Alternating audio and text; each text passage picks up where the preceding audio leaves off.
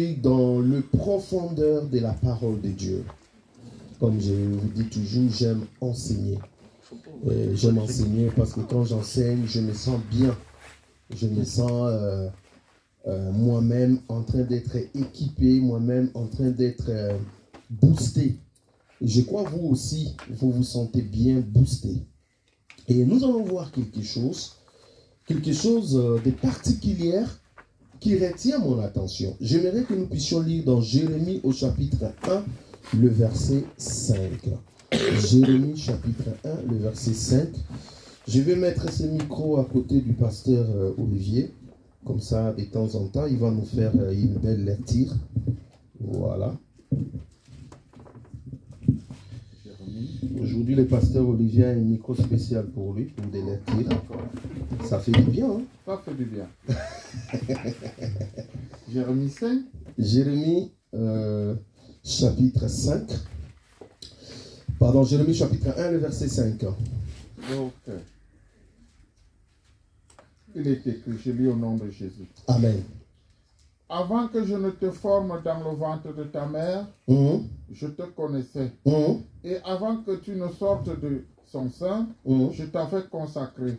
Je t'avais établi prophète pour les nations. Amen. Amen. La Bible dit avant. Dis avec moi avant. Avant. Le mot qui a déclenché quelque chose dans mon esprit, c'est le mot avant. Il dit, avant que je te forme dans le ventre de ta mère, je te connaissais. Avant que tu sois formé, avant, je t'avais établi prophète des nations. Regardez.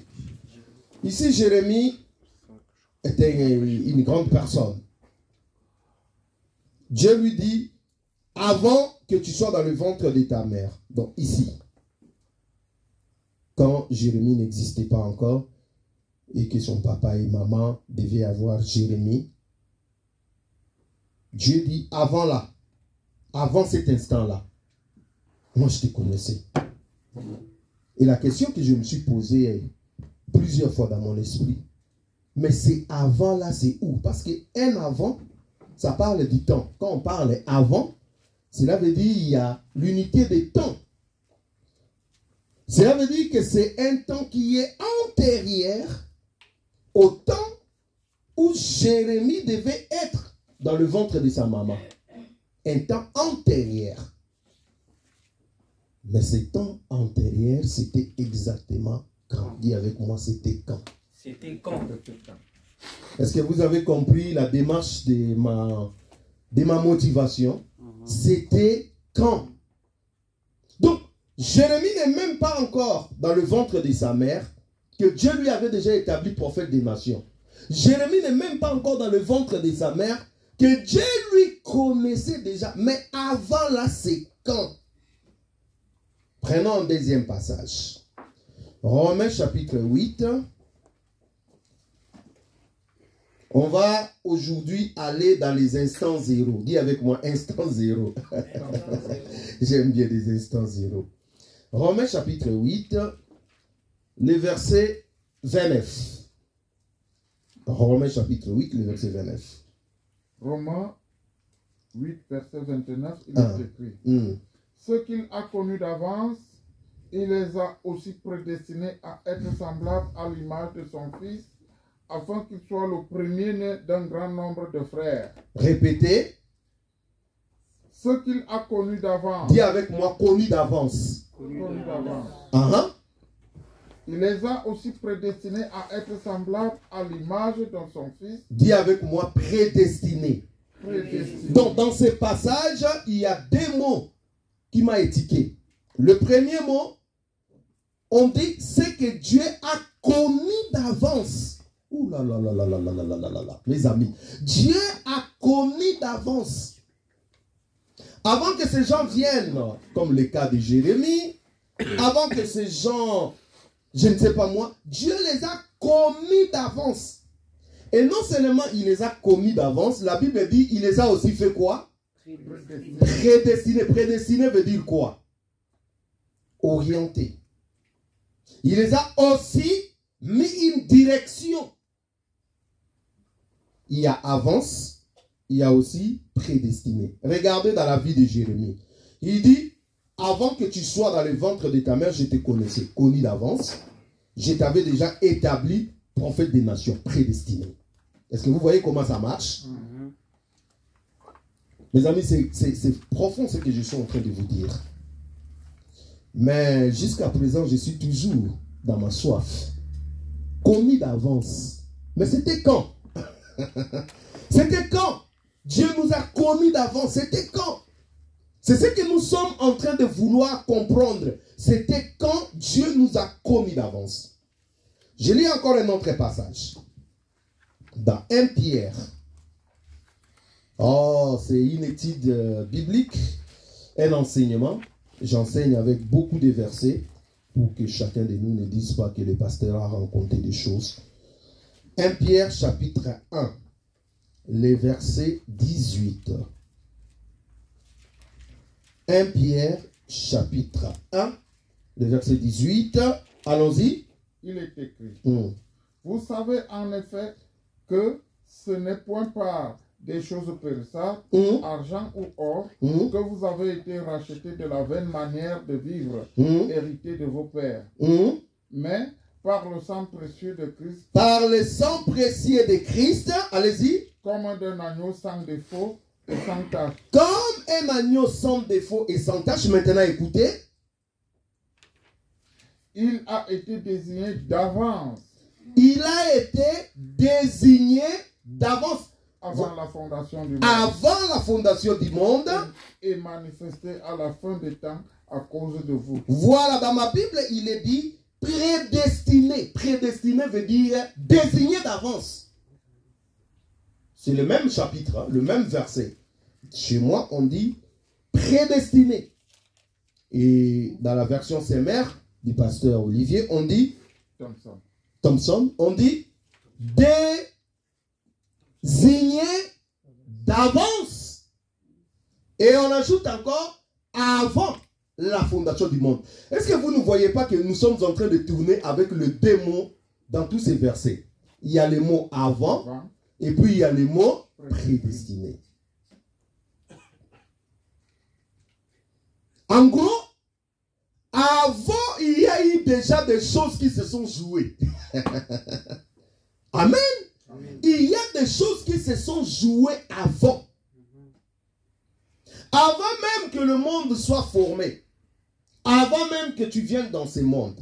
Avant même que tu sois dans le ventre de ta mère. Dieu te connaissait déjà.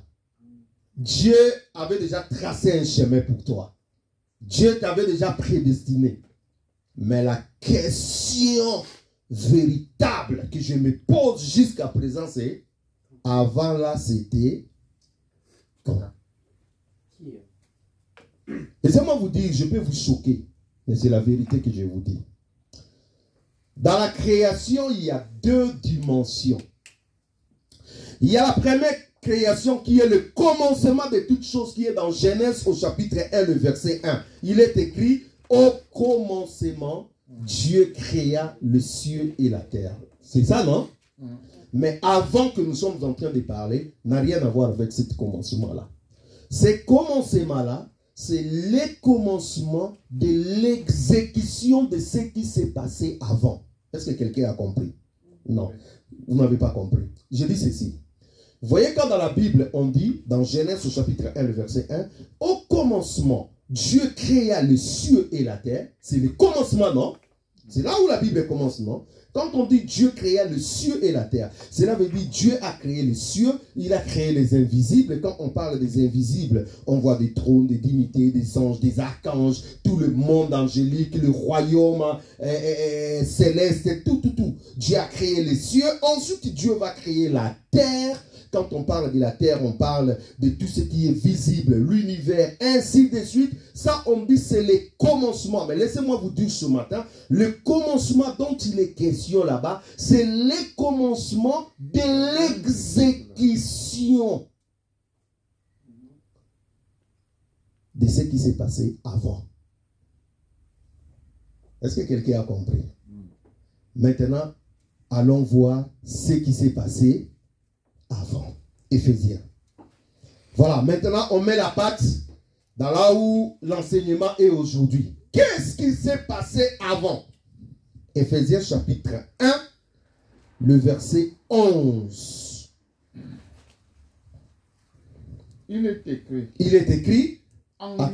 Attendez, moi aussi je sois là, parce que tu as une version autre. Éphésiens chapitre 1, le verset 11. Vous pouvez aller, mon frère.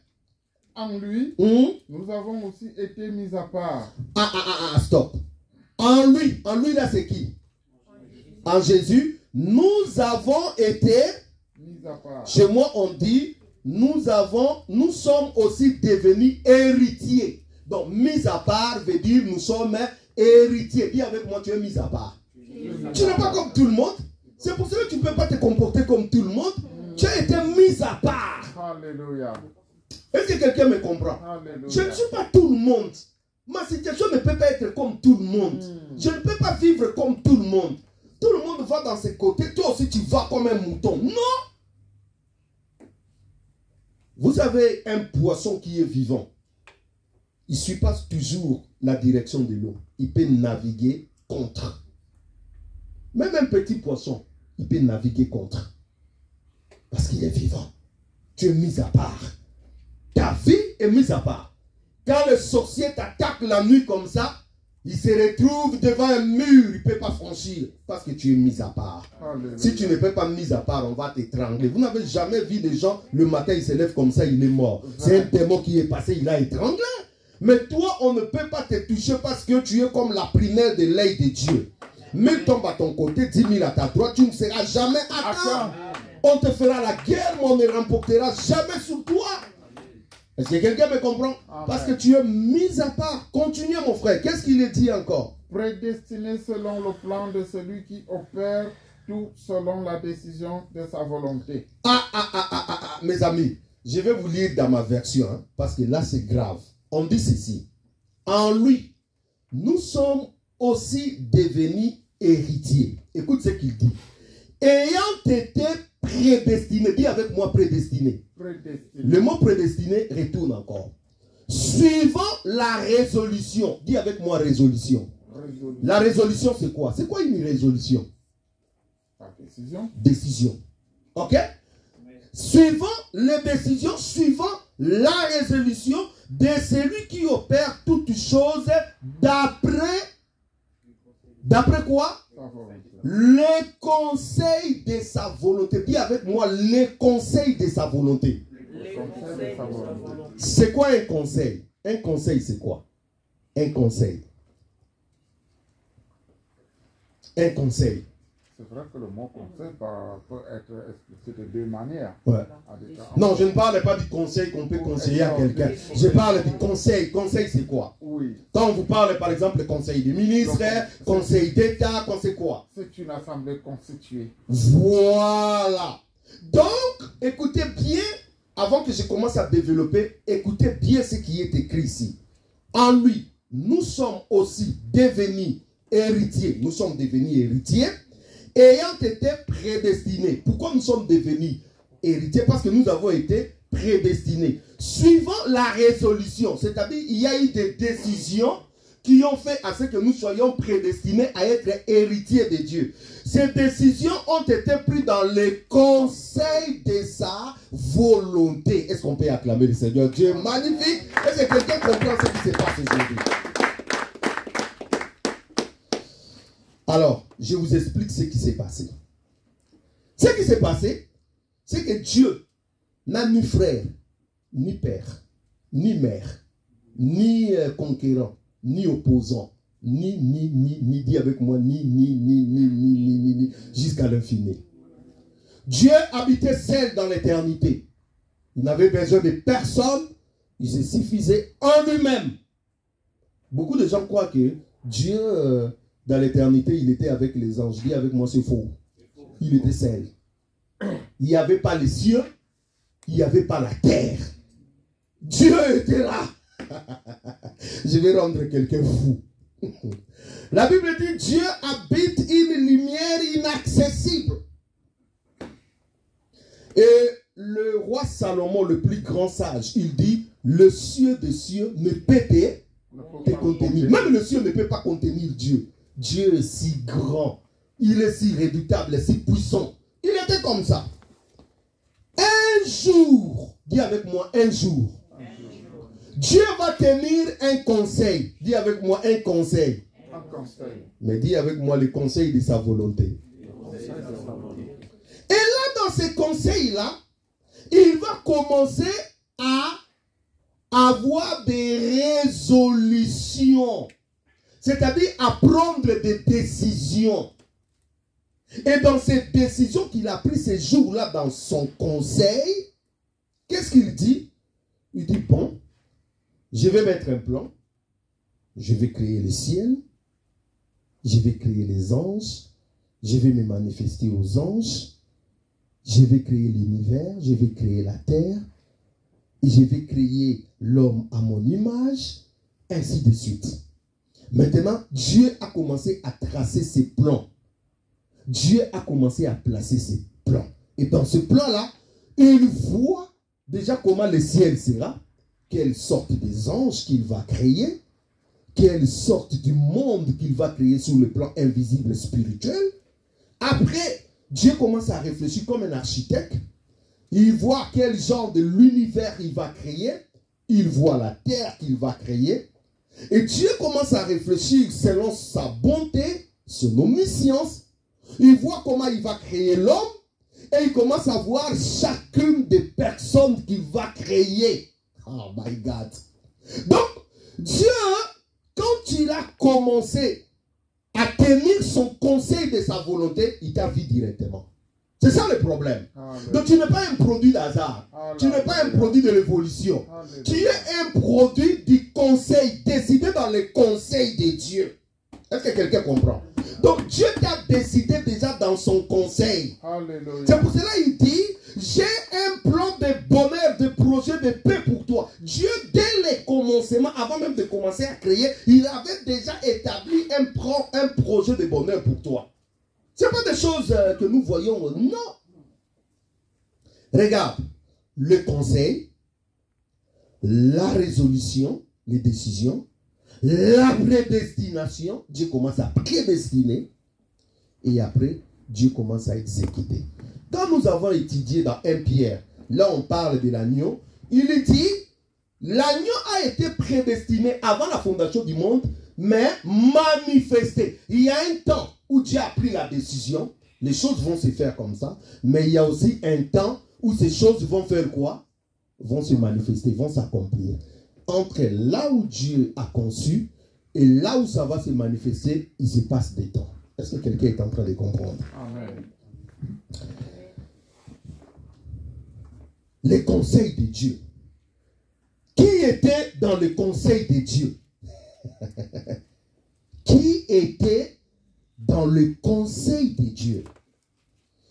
Quand vous lisez dans Hébreux chapitre 6, le verset 13, la Bible dit, lorsque Dieu fit la promesse à Abraham, ne pouvant jurer par un plus grand que lui, il jura par lui-même. Dis avec moi, il jura par lui-même. Il jura par lui-même. Dieu n'a pas besoin d'un appui, quoi que ce soit. Et quand Dieu il était avec son conseil, il avait ni ange ni qui que ce soit. Il était lui et lui seul. Parce qu'à ce moment-là, il était lui et lui seul. Est-ce que quelqu'un comprend? C'est pour cela qu'on parle des conseils de sa volonté. C'est-à-dire, Dieu a commencé à faire quoi? À réfléchir, à poser lui-même sa stratégie. Le conseil là qu'on parle, là, c'est pas comme le conseil des ministres où il y a tel. Oh, dans Jérémie chapitre 23, le verset 18. Écoute, quelqu'un a posé la question. J'aime ces versets. Jérémie chapitre 23. Pasteur, tu peux nous lire ça? Oui. Jérémie chapitre 23, le verset 18. Quelqu'un a posé une bonne question. Est-ce que toi, tu étais là quand Dieu a tenu son conseil? Qui était là? Alléluia. Jérémie chapitre 23, verset 18. Qu'est-ce que la Bible dit? La Bible déclare ceci. Qui donc a assisté au conseil de l'Éternel pour voir, pour écouter sa parole Qui a fait attention à sa parole? Qui l'a entendu? Qui a assisté au conseil de Dieu? Le jour où Dieu a tenu son conseil, qui a assisté? Il y a des gens qui viennent d'apparaître sur ce monde-là, mais ils veulent nous faire croire que Dieu n'existe pas. Oh, rien ne va se passer. C'est lui qui a pris les résolutions, a dit que les choses vont se passer comme ça dans ce monde. Un simple homme mortel, il dit non, ça ne se passera pas comme ça. Moi, je pense, toi, tu penses. Mais c'est lui qui a décidé dans son conseil. Tu sais ce qu'il a décidé? Qui a assisté au conseil de Dieu pour contredire Dieu? Qui a assisté? Qui était là pour écouter sa parole, ses résolutions? Personne. Dieu annonce dès le commencement ce qui doit arriver. Et longtemps d'avance, ce qui n'est pas encore accompli.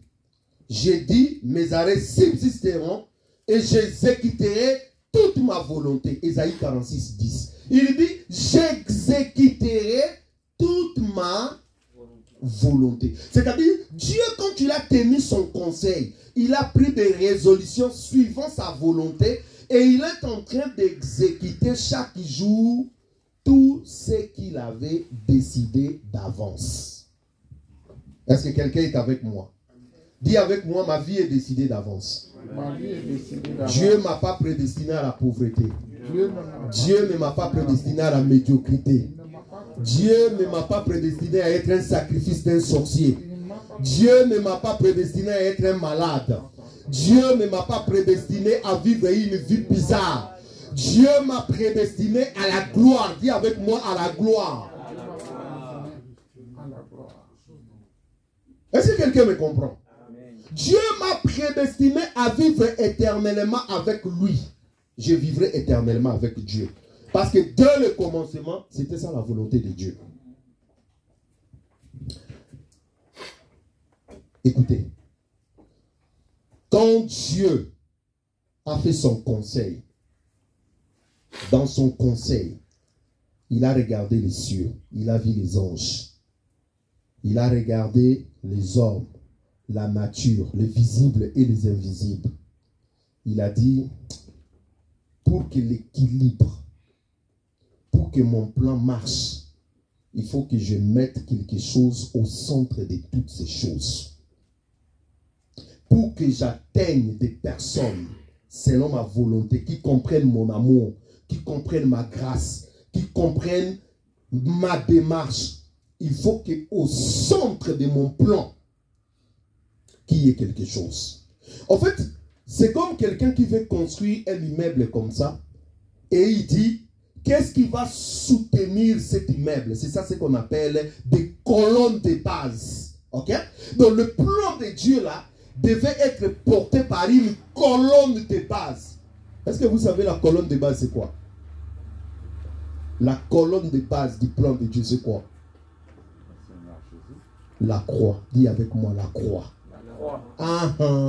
La croix. Alors, écoutez.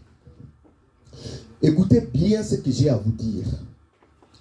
Si quelqu'un ne croit pas en Jésus-Christ, il est déjà en dehors de la volonté de Dieu. Écoutez ce qui est écrit dans Jean 14, 6. Nous lisons toujours ça. Hein? Nous lisons toujours ça. Mais beaucoup de gens ne se rendent pas compte. Jean, chapitre 14, le verset 6. La Bible dit quoi? Jean 14, le verset 6, la Bible dit... Jésus lui dit...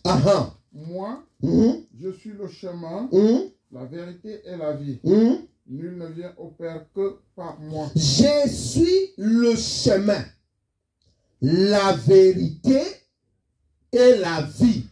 Il ajoute, nul ne peut aller au Père sans passer par moi. Donc si quelqu'un ne passe pas par Jésus, il est impossible d'atteindre le ciel. Est-ce que quelqu'un comprend? Mais la question que j'ai à me poser, et nos amis Adam, nos amis Élie, est-ce qu'ils sont passés par Jésus? est-ce qu'ils vont atteindre les ciels? Oui.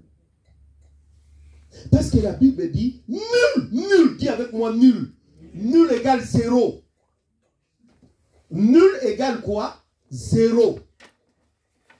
Donc, sans Jésus, que tu sois Adam, que tu sois Noé, que tu sois Élie, que tu sois qui, tu ne peux pas atteindre le Père. Impossible. Parce que quelqu'un est avec moi. Pourquoi? Parce qu'au centre de son plan que Dieu avait résolu, il a placé qui? Jésus-Christ au centre. Le chemin, la vérité et la vie. Nul ne peut aller au Père que par Jésus. Tout le ciel est là. C'est Jésus qui est au centre. Quand Dieu le Père regarde, il voit que son Fils. En fait, le Fils de Dieu est comme un bouclier qui couvre le monde invisible et le monde visible. Quelqu'un n'a pas compris. Le Fils de Dieu est comme un bouclier qui fait quoi? Qui couvre par sa grâce le monde invisible et le monde visible. Donc si tu n'es pas dans le Fils, tu ne peux pas être dans le plan de Dieu. C'est impossible. C'est pour cela que toutes les personnes qui vont rejeter Jésus-Christ, ils seront en enfer. Est-ce que quelqu'un croit à cela? Je vais vous donner un verset pour vous confirmer ce que je suis en train de dire. Lisons dans Hébreux chapitre 9. Je vais vous donner un verset, vous allez comprendre. Je ne parle pas de l'église aujourd'hui, hein, parce que ceux qui croient en Jésus aujourd'hui, à partir du temps de l'église, nous entrons directement au ciel par le Seigneur Jésus-Christ. Mais je parle de ceux qui nous ont précédés, ceux qui ont été dans une autre alliance. Je parle d'Adam, je parle de Noé, je parle de tous ces gens. S'ils ne sont pas en Jésus-Christ, c'est impossible. Et je peux vous assurer qu'ils sont en Jésus-Christ. Hébreux chapitre 9, le verset 15. Qu'est-ce que la Bible dit? Hébreux, on attend le pasteur qui va arriver en toute vitesse dans Hébreux au chapitre 9. Bon, je lis, si je trouve. Hébreux 9. La Bible dit, verset 15. Hébreux chapitre 9, le verset 15. Oh, tu peux lire? Oui. La Bible dit ceci. Voilà pourquoi il est le médiateur d'une nouvelle alliance. Voilà, stop.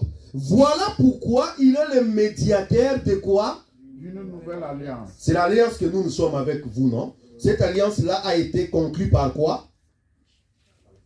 Par quoi? Je ne parle pas par qui, je dis par quoi? Hein? Par la croix, le sang de Jésus qui a coulé à la croix, ok? Le sang de la nouvelle alliance. Continuez. Enfin que... une mort ayant eu lieu pour le rachat des transgressions commises sous la première alliance. Ah! Ça c'est fort. Ça c'est fort, mes amis. Est-ce que quelqu'un a lu ça? La mort étant intervenue pour les rachats des transgressions commises sous la première alliance. La première alliance c'est qui? La première alliance c'est qui? C'est l'alliance qui est venue avant Jésus-Christ. L'alliance qui est venue avec Moïse, tous ces gens-là, c'est la première alliance, mes amis. Et la Bible dit, la mort étant intervenue pour les rachats des transgressions. Mais ça veut dire la mort de Jésus-Christ à la croix a racheté ce qui était dans la première alliance. Allez-y. Ceux qui sont appelés reçoivent la promesse de l'héritage éternel. Voilà. Donc c'est-à-dire, bien aimé, écoutez. Oh, écoutez, je vais vous dire une chose. Dieu, quand il a créé, quand il a conçu, quand il voulait créer, il a regardé. Parce que Dieu, avant de commencer, il a déjà fini.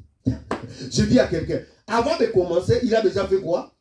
Dieu ne peut pas commencer quelque chose et puis commencer à se débrouiller. Il y a eu des accidents. Non. C'est-à-dire, Dieu, le jour où la Bible dit dans Genèse au chapitre 1, le verset 1, au commencement, Dieu créa, c'est-à-dire Dieu a fini déjà. Donc, le commencement là, Dieu avait déjà vu toute la suite. Et il savait que le plan qu'il a mis, le stabilisateur, le médiateur, l'équilibre parfait, c'était quoi? La croix. Quand il a créé les hommes, Adam a péché. Je vais te dire qu'Adam, tu le retrouveras au ciel. Tu vas retrouver Élie, tu vas retrouver tout ce monde au ciel. Mais la Bible dit Jésus est le seul chemin qui amène au ciel, au Père. Mais comment ces gens se sont retrouvés au ciel? Mais oui, se sont retrouvés au ciel parce que Quand Adam a péché, le Seigneur a pris un animal, il l'a tué. C'était déjà la préfiguration de ce qui se passera à la croix. C'est comme s'il a dit, je fais ça en attendant pour te couvrir, mais le véritable rançon est en train de venir. Et lorsque Jésus est arrivé, il a payé du sang à la croix. La Bible dit son sang n'a pas seulement tracé une nouvelle alliance, mais son sang a racheté même ce qui était dans la première alliance. Alléluia. C'est fort, mes amis. C'est pour cela. Vous voulez une preuve? Vous voulez que je vous donne une preuve de ce que je vous dis? Oh, j'aime les preuves. Dis à ton voisin, il faut aimer la parole. Dis à lui, il faut aimer la parole. Dis, change le voisin, dis-lui, il faut aimer la parole. Je vous donne une preuve de ce que j'ai dit. Lisons dans Matthieu chapitre 27. Pasteur, lis-nous dans Matthieu chapitre 27, 52 à 53. La preuve de ce que je suis en train de te dire. Matthieu chapitre 27, Oui. le verset 52, nous allons lire jusqu'au verset 53. Mot par mot, lisons. Il est écrit, les tombeaux s'ouvrirent. Attends. Ça, c'est le jour de la résurrection de Jésus. Quand Jésus est ressuscité d'entre les morts. Ok? Écoute ce qui se passe. La Bible dit quoi? Les tombeaux s'ouvrirent. Et les corps de plusieurs saints qui étaient décédés ressuscitèrent. Les corps de plusieurs saints qui étaient ressuscités, faire quoi? Décédés, ressuscités. Décédés, faire quoi? Ressusciter. Quand Jésus a fait quoi? Voilà, continuez. Ils sortirent des tombeaux, entrèrent dans la ville sainte. Après la résurrection de Jésus et apparurent à un grand nombre de personnes. La Bible dit ceci. Quand Jésus est ressuscité d'entre les morts, il n'est pas ressuscité seul. Il a ouvert aussi tous les tombeaux des saints. Des saints, c'est qui? Ce sont des gens qui l'ont aimé, qui l'ont servi, mais qui étaient encore retenus par la mort. Comme le sang de Jésus, le sang de la nouvelle alliance, avait le pouvoir d'aller racheter le sang du première alliance, Jésus est allé dans la tombe, là où il y avait le séjour des morts. Il est allé dans le séjour des morts. Il a demandé aux démons de séjour des morts, vous avez maintenant le droit de laisser partir. Je vous donne les ordres. Tu dois laisser partir ces gens parce qu'ils sont maintenant sous ma juridiction. Déjà la Bible dit, on lui a donné la clé des morts et des séjours des morts. Alléluia. Donc Abraham, tous ces machins-là, ils étaient encore dans le séjour des morts. Bon, dans le séjour des morts, ça je dis vite fait, il y avait deux places. Il y avait ce qu'on appelle les scènes d'Abraham, et puis il y avait le lieu de tourment. Ok? Mais c'était tous dans le séjour des morts. Maintenant, Jésus, quand il est ressuscité, comme c'est lui seul qui est capable de faire amener quelqu'un au Père, il dit, je pars avec ce groupe de personnes. Donc, Moïse, Abraham, Élie, Adam, tous ces mondes-là ont vu Jésus. Jésus les a dit, les agneaux que vous tuez là, le bélier que vous étiez en train de tuer là, c'était en fait moi qui devais se sacrifier. Maintenant que je me suis sacrifié et que vous avez aimé le Seigneur, je vous amène au Père. Et la Bible dit, quand Jésus le premier jour est ressuscité d'entre les morts, le matin là, la Bible dit, le tombeau s'ouvrit. Le tombeau s'ouvrit. Non seulement le tombeau s'ouvrit, la Bible dit, plusieurs saints, avant d'aller au ciel, ils se sont promenés où? Ils se sont promenés où? Ah, vous ne lisez pas. Dans la ville de Jérusalem. On a vu.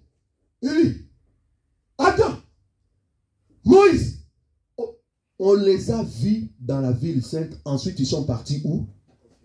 Au ciel. Dis-moi, sans la croix, comment ces gens allaient atteindre le ciel? Impossible. Dis avec moi, impossible. Impossible. Ils n'allaient pas atteindre le ciel. Au centre du plan de Dieu, c'est Jésus. Si quelqu'un ne veut pas de Jésus, mes amis, c'est raté déjà pour lui. Je vais vous dire encore quelque chose. Ça ne suffit pas là. Vous savez ce qui s'est passé encore avec Jésus, avec la mort à la croix? C'est pour vous dire que même les invisibles sont couverts par le sang de Jésus. Écoute ce qui est écrit dans Hébreux chapitre 9. On est toujours dans Hébreux.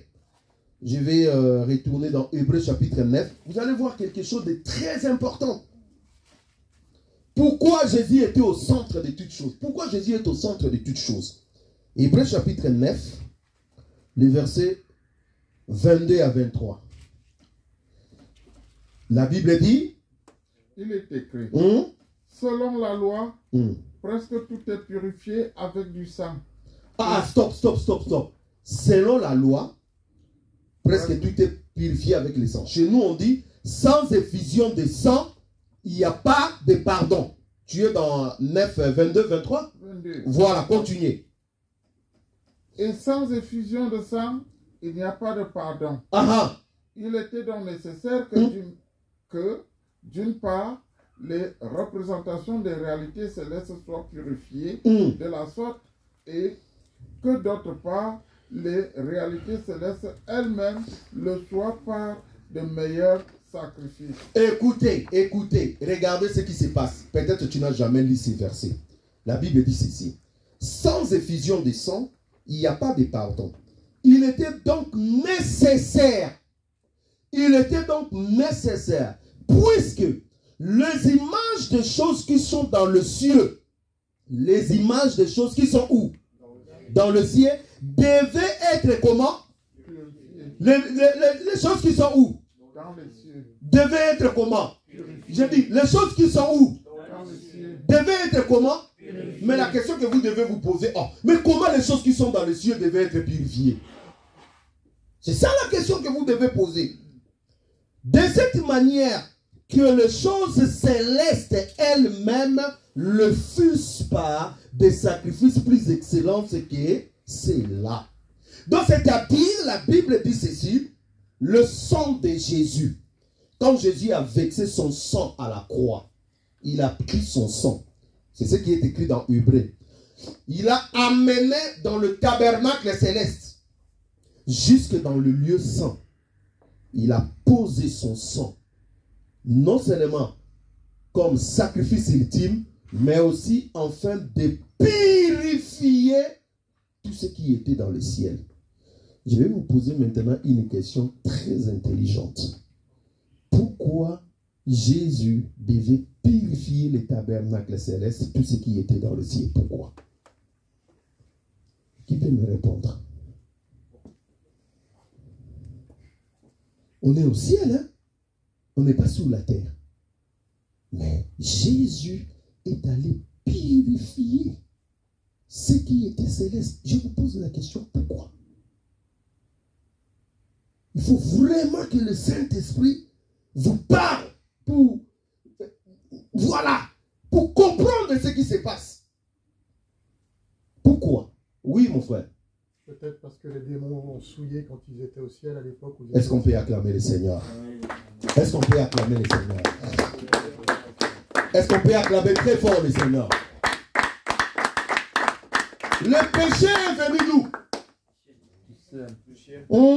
Du cœur de qui? Lucifer. Lucifer, il était qui? Un chérubin. Un chérubin, ok?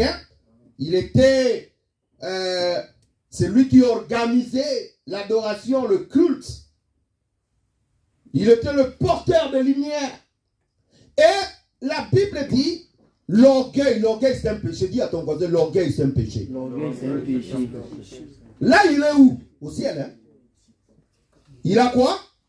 Le péché. Et après cela, il a commencé à chuchoter. Je n'aime pas ceux qui font le dis avec moi les bavardages là. Il va là-bas. Vous savez comment Lucifer faisait? La Bible dit il est parti avec combien des anges? Un tiers des anges. Vous savez comment il faisait? Il venait, il voit la première ange née là. Il dit née là. Je sais que les vieux nous trompent. Hein? Lui, il prend toute la gloire. Voilà, on est là comme des robots. Donc voilà, on ne s'exprime pas. On ne s'exprime pas. Il ne nous laisse pas dans la liberté. Moi, je vais établir aussi mon trône. Si tu es avec moi, quand je vais établir mon trône, toi, tu seras tel. Ouais. Dis avec moi la conspiration. Conspiration. La rébellion. La rébellion. Pendant qu'il faisait cela, Dieu voyait ou il ne voyait pas. Voyez. Quelqu'un dit avec moi, Dieu voyait. Dieu voyait. Il va chez l'ange Valérie. Il dit, oh, archange, tu sais que nous pouvons récupérer le pouvoir ici. On est déjà nombreux. J'ai déjà consulté plusieurs personnes. Regarde mon plan, regarde mon plan. L'archange dit, oh, ouais, c'est bon. Moi, je suis avec toi. Il part chez l'ange Orchidée. Il dit, oh mon ange, tu sais que toi, moi et toi, si on s'y mit avec les autres là, les trônes là, on récupère. Et si moi, je suis votre chef, je vous laisse dans la liberté. Il a distribué des mensonges. Dis avec moi, il a distribué des mensonges. Est-ce que vous croyez que les 1/3 sont partis comme ça bêtement? On les a mirotés des choses. On les a promis des choses. On les a fait rêver des choses. Il a monté déjà. En montant déjà avec son mensonge là, la Bible dit il a souillé les ciels. La Bible dit il est le père de quoi? Du mensonge. Lui n'a pas commencé seulement avec l'orgueil. L'orgueil lui a poussé à commencer à mentir. À parler des choses contre Dieu. Écoutez. Pendant que la conspiration, et je vais vous dire une chose, beaucoup de gens ne comprennent pas. Beaucoup de gens croient comme si la conspiration était quelque chose de quelques minutes, de quelques jours. Non. Pour rallier 1/3 des anges qui sont des milliers et des milliers, cela veut dire Lucifer avait pris suffisamment du temps.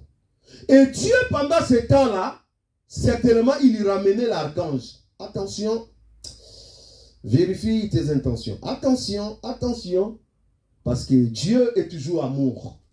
Mais le chérubin, il était aveuglé, ivre par son orgueil. Quand il passait comme ça, la Bible dit, tes tambourins étaient là dès le jour où tu as été créé. Tu as dit, c'était parmi les rares anges qui se promenaient avec un groupe de gens qui chantaient. C'était parmi les rares anges qui avaient une beauté qui surpasse tous les restes des anges.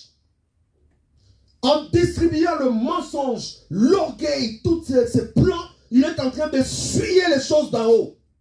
Et après, il a dit, bon, le jour où il est arrivé, nous allons monter pour prendre le pouvoir. Il est monté pour aller prendre le pouvoir. Et ce jour-là, il y a un archange qui s'appelle Michael. Il a dit, nous sommes l'armée du Très-Haut, l'armée de Sabaoth. Nous n'allons pas te laisser. La Bible dit, Jésus était sur son trône, il regardait. Il dit ceci, j'ai regardé et je voyais Satan tomber du ciel comme un éclair. Dieu n'a pas combattu. Ce sont ces anges qui se sont levés. Ils ont dit, nous ne te laisserons pas faire tes petits ici. Ils l'ont banni du ciel.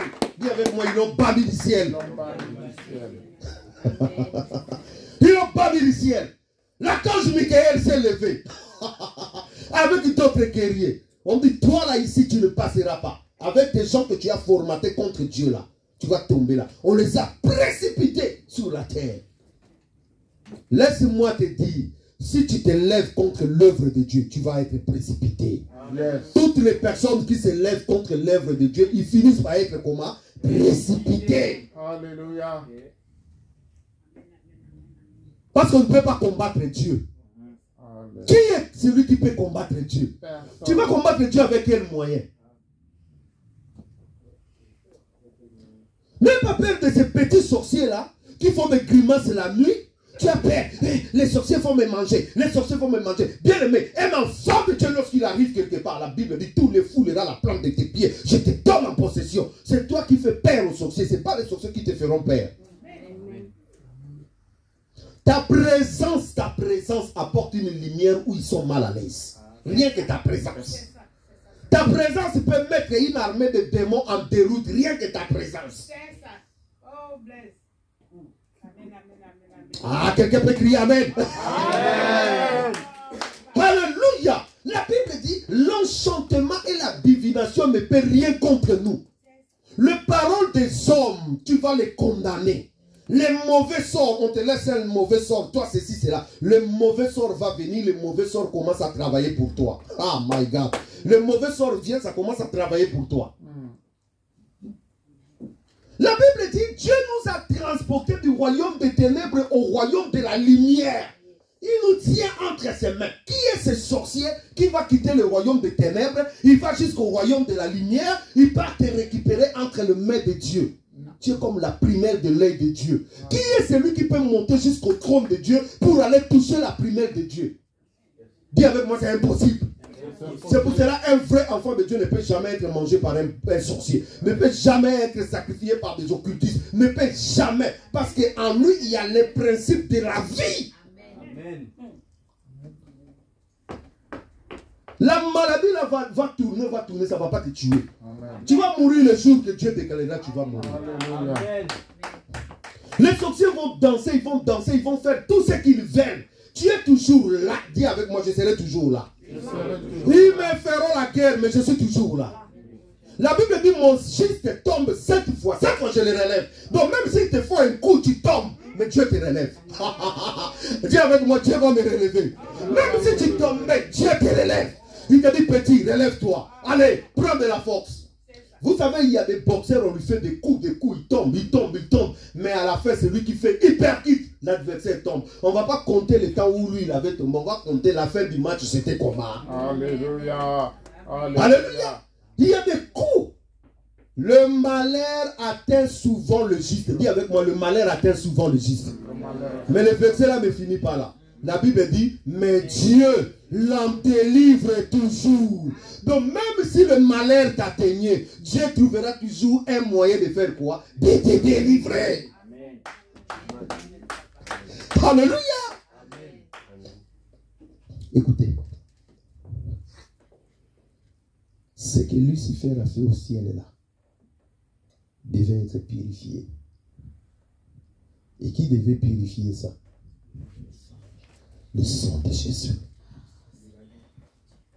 Le sang de Jésus, vous ne vous rendez pas compte de la puissance et du travail que ça fait. Imagine-toi que Jésus t'a purifié. Moi, imagine-toi, Jésus a purifié même ceux qui étaient dans notre alliance, même ceux qui nous ont précédés. Non seulement il les a purifiés, il les a déjà ressuscités, ils sont partis avec eux au ciel. Mais après cela, il a pris le sang. Il est allé dans le tabernacle céleste.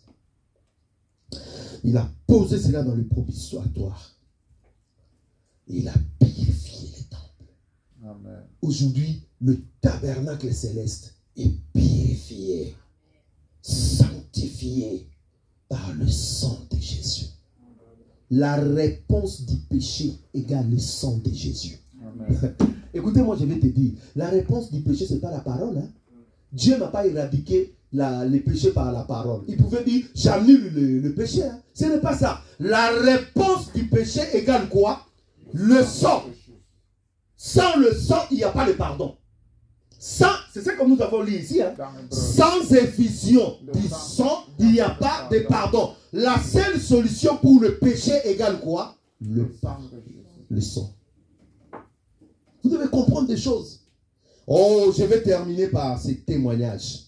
La sœur Renata m'a appelé avant-hier. Non, l'autre jour. Je n'ai pas eu. J'étais trop occupé. Je devais la rappeler. Je n'ai pas rappelé. Elle m'a appelé encore hier. Quand je regardais, je dis, oh, la sœur Renata m'a appelé. Elle me dit, pasteur, je suis troublé par une vision que Dieu m'a donnée. Je suis troublé. Nous étions des milliers devant un grand temple. Un grand temple. Tous les chrétiens, tous ceux qui se disent chrétiens, ils étaient là, des fils et des fils et des fils. Il dit, pasteur, ce temple était magnifique. Il y avait une lumière incroyable dans ce temple. Une lumière incroyable dans ce temple. C'était beau, c'était magnifique. Tout le monde désirait entrer. Et elle dit quelque chose. Malheureusement, il y a eu des gens à la porte qui avaient des listes. Dis avec moi des listes. Tu ne vas pas entrer au ciel comme ça. Il faut que ton nom soit inscrit dans le livre de vie. Elle dit, il y avait des listes. Quand quelqu'un s'est pointé devant, on lui demandait quel est ton nom. Il dit seulement le premier mot. Et puis, son nom apparaît dans la liste. Maintenant, elle s'est posé la question. Elle dit, ah, mais comment ils ont des listes? Quand est-ce qu'ils ont fait les inscriptions? Moi, je ne me suis pas inscrite. Comment est-ce que je vais entrer? Et l'ange lui dit, ce n'est pas ton problème de s'inscrire ou de ne pas t'inscrire. Toi, va seulement devant là-bas. S'il y a ton nom, tu entreras. S'il n'y a pas ton nom, tu n'entreras pas. Et puis, j'ai commencé à avancer. Mais oui, pasteur, ce qui m'a étonné, c'est le nombre de gens dehors où les noms n'étaient pas dans la liste. Qui se disaient chrétiens. Il n'y avait pas leur nom. Mes amis, ne fréquentez pas une église parce que tu as envie de fréquenter une église et continuer à mener une vie de tes autres. Fréquente une église avec une vie saine, comme une épouse qui se prépare pour la rencontre de son époux. Alléluia. La Bible dit l'église qui sera enlevée, c'est une église sans tache ni ride, ni rien de semblable. Est-ce que quelqu'un est avec moi? Amen. Elle dit, c'était un chaos. Les gens pleuraient. Les gens étaient dans la débandade. La grande foule dehors. Ils n'entraient pas. Et tout d'un coup, elle dit, pasteur, je t'ai vu dedans avec ta famille. Alléluia. Il dit, j'ai regardé, j'ai dit, mais c'est le pasteur Blaise. Je vois la femme du pasteur. Je vois ses enfants à l'intérieur. Mais comment est-ce qu'ils sont entrés? Dis avec moi, on est connu de Dieu. On est connu de Dieu. Toi aussi tu vas entrer, viens à ton voisin, toi aussi tu vas entrer. Nous sommes une armée de Dieu, nous allons entrer. Alléluia. Elle a dit, quand j'ai vu le pasteur avec sa femme et ses enfants, j'ai eu courage. Et je suis arrivé moi aussi devant. Quand seulement je suis arrivé, ils m'ont posé les noms. La question, quel est ton nom? J'ai dit, Reneta. Il dit, ils ont cité mon 4 noms. Reneta, Kourea, ta. Entre. Oh! Le livre sera ouvert. Dis avec moi, le livre sera ouvert. La Bible dit, quiconque son nom n'est pas dans le livre, dehors. Vous voyez les chrétiens là, un peu dedans. Un peu dehors là. Dis avec moi, dehors. Ni chaud, ni froid. Dis avec moi, dehors. Un peu du monde, un peu de Dieu. Dis avec moi, dehors. Ceux qui vont entrer là, c'est ceux qui ont l'amour du Père. Dis avec moi, l'amour du Père. Les amoureux de Jésus. Ceux qui ont sauté le péché. C'est là qui ont dit, moi je vais me sanctifier. Je ne vais pas vivre comme les autres. Bien aimé, les tralala à l'église, dis avec moi, abat les tralala dans l'église. Dis avec moi, abat les tralala dans l'église. Dieu va vous bénir. Dieu va faire. On s'en fout de Dieu va faire. Que Dieu me donne ou me donne pas, moi je me prépare pour l'enlèvement.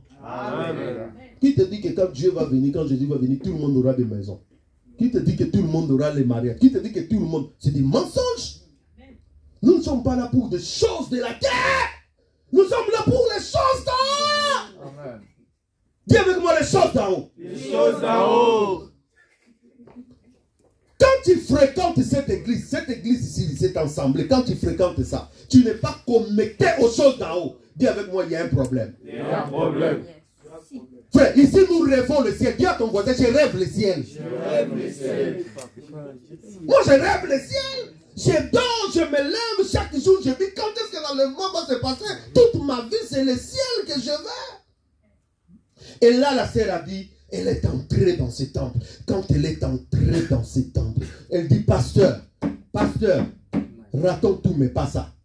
La gloire qui était dans ce temple. Amen. Et puis, on a commencé à tourner comme si Jéricho voulait tomber. Il dit, il y a des choses incroyables qui se passaient dans ce temple-là. Je dis, mes amis, ce que Dieu nous réserve là au ciel, toute l'éternité, ça sera la joie et la joie. Amen. Oh frère, ne ratez pas le ciel. Je t'en supplie de tout mon cœur, ne ratez pas le ciel. Ne ratez pas le ciel. Même si les gens seront fatigués, moi-même, je vais avancer. Hey! Un jour, comment il s'appelle? Josué a dit, moi, il dit, qui voulez-vous servir? Moi et ma maison, nous avons pris la décision de faire quoi? Nous servirons l'Éternel. Ici, c'est un problème individuel. Ce n'est pas un problème des amis. Oh, mon ami ne veut pas venir. Oh, moi, telle personne ne veut. Mes amis, celui qui ne veut pas venir, c'est son problème. Nous devons nous préparer. Je vous ai enseigné le dimanche passé, je vous ai dit, frère, le temps où nous sommes, c'est un temps où l'un des 4 matins, la trompette va sonner, que tu le veuilles ou pas. On est plus proche de l'enlèvement. Les Juifs commencent à croire que le Messie, leur Messie est là. Si les Juifs croient que leur Messie est là, cela veut dire nous les chrétiens, notre Messie doit précéder. C'est sérieux. Depuis qu'il y a eu des fêtes de Rosh Hashanah, la fête des trompettes, ce qui s'est passé le 23 là, c'était terrible en Israël. Cela veut dire qu'Israël commence à désirer son Messie. Même si dans le début, il sera trompé par un faux Messie. Mais la soif messianique est déjà enclenchée. Et là où le Seigneur est au ciel, il sait que le moment est arrivé. Très bientôt, la trompette va sonner. Nous allons partir. Nous allons retourner dans le cœur, dans la pensée de Dieu. Là où Dieu nous avait destinés. On va retourner chez nous. Dis à ton voisin, nous allons retourner chez nous. Est-ce que quelqu'un est avec moi? Amen. Avant que tu viennes dans ce monde, Dieu t'avait déjà choisi. Dieu t'avait déjà prédestiné. Il dit à ses disciples, c'est pas vous qui m'avez choisi, mais c'est moi qui vous ai choisi. Le problème c'est quoi? Quand Dieu te dit, je t'ai choisi, viens. Toi tu dis non, je n'en veux pas. Tu perds ta destinée. Alors que Dieu t'avait appelé, mais toi tu as refusé. Dieu dit, ah, oui j'avais choisi. C'est comme si on a dit, Emmanuel c'est toi qui vas diriger. Tout le monde sait que Emmanuel a été prédestiné ici pour faire quoi? Pour diriger. On vient le dimanche comme ça, Emmanuel dit, non, moi je ne vais pas diriger. Est-ce qu'on va laisser ici vite? Non. On va prendre une autre personne, il va faire quoi? Mais celui qui a été prédestiné pour diriger, il passe à côté. C'est ce qui se passe. Des gens ont été prédestinés, mais ils ont refusé leur destinée. Dis maintenant en toi, Seigneur, ne me laisse pas. Ne me laisse pas.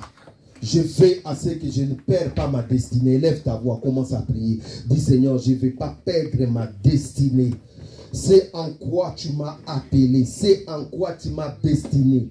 Avant même la fondation du monde, tu avais déjà pris la décision, pris la résolution que je sois ton enfant, que je sois ton serviteur, que je sois, ô Dieu de gloire, membre de ton royaume. Maintenant, ô Seigneur, je ne veux pas me perdre. Je ne veux pas que je sois perdu par quoi que ce soit. Je veux, ô Dieu de gloire, que ce dont tu as accompli, ce dont, ô Seigneur, tu as décidé, ce dont, ô mon Dieu, ta volonté a tracé, soit réalisé dans ma vie. Je prie, ô Seigneur, que tu aides tout un chacun de nous. Je prie, ô Dieu de gloire, que tu aides tout un chacun de nous à comprendre que notre éternité est assurée avec toi. Ô Dieu de gloire, garde-moi, ô Seigneur, fidèle à toi. Garde-moi, garde-moi, ô Seigneur, fidèle à toi. J'ai un prix. J'ai un prix à remporter, des victoires à gagner. Ô Seigneur, garde-moi, fidèle à toi, fidèle à toi. Garde-moi, ô Seigneur, fidèle à toi. Garde-moi, garde-moi, ô Seigneur, fidèle à toi.